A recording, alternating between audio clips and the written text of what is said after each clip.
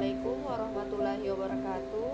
Perkenalkan, nama saya Indah Khairunisa, NIM F20200101053 dari kelas A1 Farmasi. Di sini saya akan memaparkan materi tentang alkil halida, di mana pokok bahasan dari materi ini ialah reaksi-reaksi alkil halida. Reaksi alkil halida sendiri terbagi menjadi dua bagian. Yang pertama, substitusi nukleofilik SN2 dan SN1. Yang kedua, dehidrohalogenasi atau eliminasi E2 dan E1. Baik, langsung saja kita masuk ke pokok bahasan pertama, yaitu substitusi nukleofilik.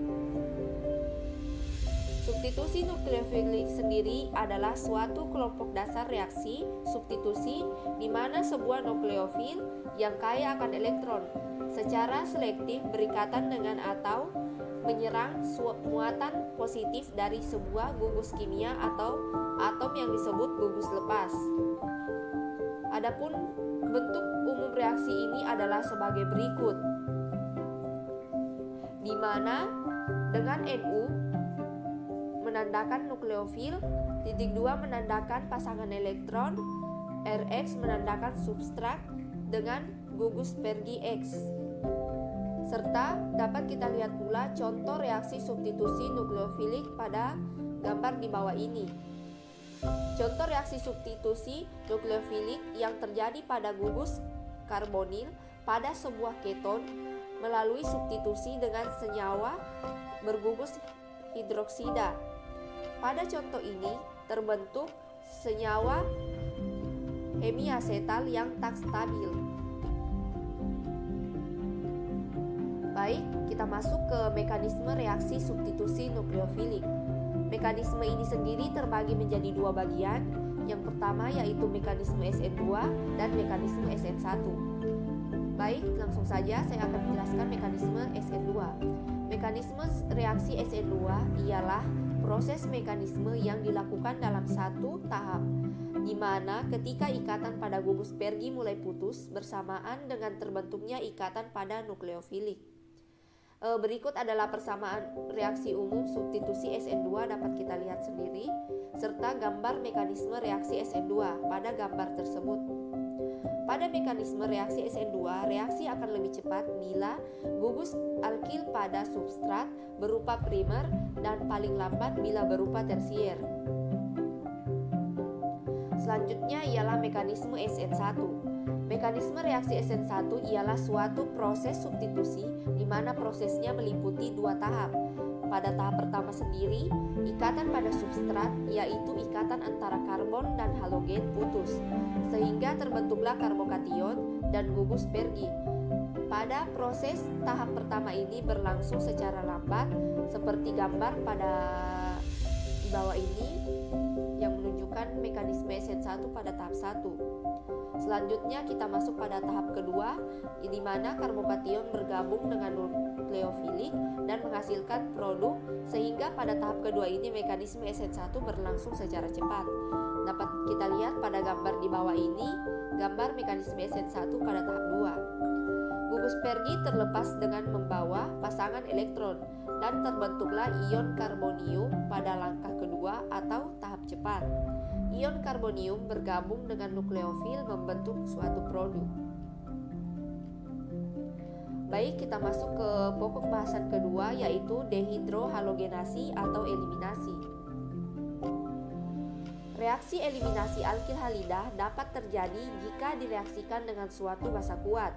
Akibatnya adalah molekul alkil halida kehilangan satu atom H dan halidanya, namun tidak digantikan oleh gugus penyerang. Oleh karena itu, yang dibuang adalah H dan X atau halida. Reaksi eliminasi halida sering juga disebut reaksi dehidrohalogenasi, reaksi penghilang hidrogen dan halogen. Baik, selanjutnya adalah faktor eliminasi. Yang pertama ialah struktur alkil halida atau metil halida, alkil halida 10, 20 atau 30. Yang kedua, kekuatan basa atau penyerang. Yang ketiga, pelarut. Yang keempat, suhu. Baik, selanjutnya saya akan menjelaskan mengenai reaksi E1 dan reaksi E2. Reaksi S1 yaitu reaksi penyisihan unimolekuler, di mana dalam reaksi S1 mempunyai tahap awal yang sama dengan prosedur SN1.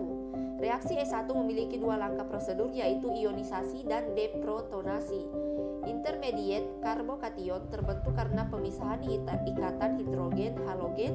Hal ini disebut dengan ionisasi. Selanjutnya reaksi E2. Reaksi eliminasi alkil halida yang paling berguna ialah reaksi E2 atau eliminasi bimolekular. Reaksi E2 alkil halida cenderung dominan bila digunakan massa kuat seperti MinOH dan MinOR dan temperatur tinggi. Secara khas, reaksi E2 dilaksanakan dengan memanaskan alkil halida dengan K positif MinOH dan Na positif MinOCH2CH3 dalam etanol. Reaksi E2 tidak lewat suatu karbokation sebagai zat antara, melainkan berubah reaksi serempak atau concerted reaction, yakni terjadi pada satu tahap sama seperti reaksi SN2. Baik, langsung saja kita masuk ke mekanisme reaksi. Yang pertama ialah mekanisme reaksi E2. Reaksi E2 merupakan reaksi eliminasi di mana tidak melewati pembentukan karbokation sebagai zat perantara, melainkan terjadi reaksi serempak atau satu tahap. Dapat kita lihat contoh reaksi E2 pada gambar tersebut. Selanjutnya ialah mekanisme reaksi E1. Mekanisme reaksi E1 sendiri terbagi menjadi dua tahap. Tahap pertama sendiri, tahap 1 reaksi E1 atau lambat. Pertama, terjadi tahap lambat dan reaksi eliminasi dan merupakan tahap penentu laju dari reaksi keseluruhan. Reaksi E1 yang khas memperlihatkan kinetika order pertama dengan laju reaksi yang bergantung pada konsentrasi alkil halidanya saja. Berikut adalah gambaran dari tahap 1 reaksi E1. Selanjutnya kita masuk ke tahap 2 reaksi E1 atau tahap cepat. Dalam tahap 2 terjadi perebutan sebuah protein yang dilakukan oleh massa dari atom karbon yang terdapat bersebelahan dengan karbon positif.